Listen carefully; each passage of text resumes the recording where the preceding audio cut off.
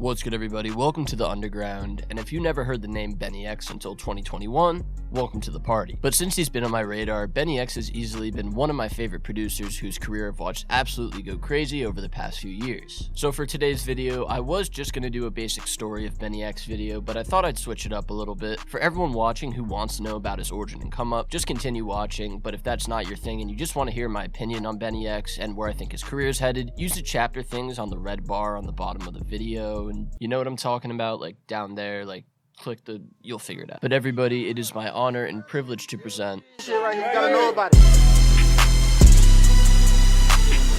Born in Delaware and raised in Philadelphia,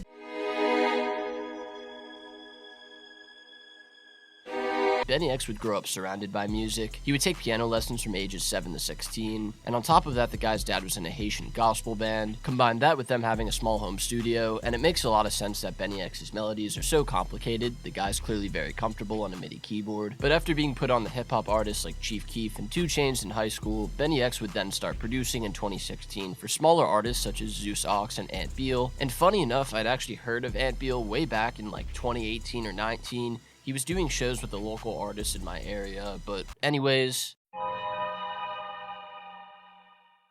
BNYX would find some real success for the first time in 2017 and 18 when a few of his remixes went viral on SoundCloud, but then 2019 and 2020 would both prove to be even bigger years for BNYX's career. He would meet Lancey Foux, an artist who he would frequently work with after meeting him, and produce songs for J Balvin and Matt Ox, as well as some hits for Zach Fox and Deli Bo. And at this point, BNYX was already having a relatively successful career in the producing world. But then, 2021, in 2021, BNYX would join the Working on Dying collective, a producer collective that includes notable guys like Filthy, Oogie Mane, and others. And finally, this year, he would also get to meet the one and only crusted lemon,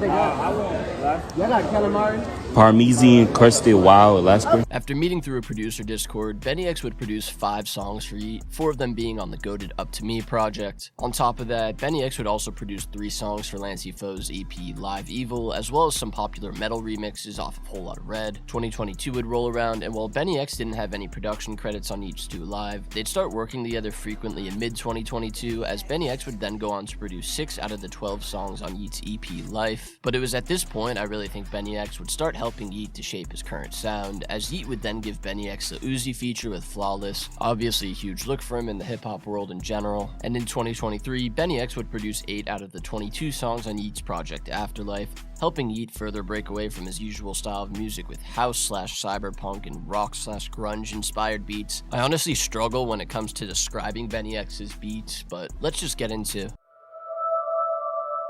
Like I'm sure most of you did, I found BNYX through his work with yeat on Up To Me, though I really didn't start paying close attention to him until I saw this snippet for Flawless. I actually made a video on it a few months back. But as I mentioned earlier, it's pretty clear that BNYX is just very comfortable in the studio and just producing in general. He obviously grew up doing it, and combine that with yeat making it clear that BNYX is, at least for the time being, his right-hand producer. It's hard to say that BNYX's future isn't looking bright. And even regardless of yeat's career 3, 5, 10 years from now, it's clear that BNYX has made his way into the music industry and secured himself a spot as an accomplished producer in the space. I think the Drake snippet is a strong example of that. However, one thing that I do want to say about BNYX is that I wish I could see him work with a wider variety of artists in the underground. He's produced for a few artists in the space, but nothing that's really stuck out, though he did produce the Dom Corleo Phase Porsche song.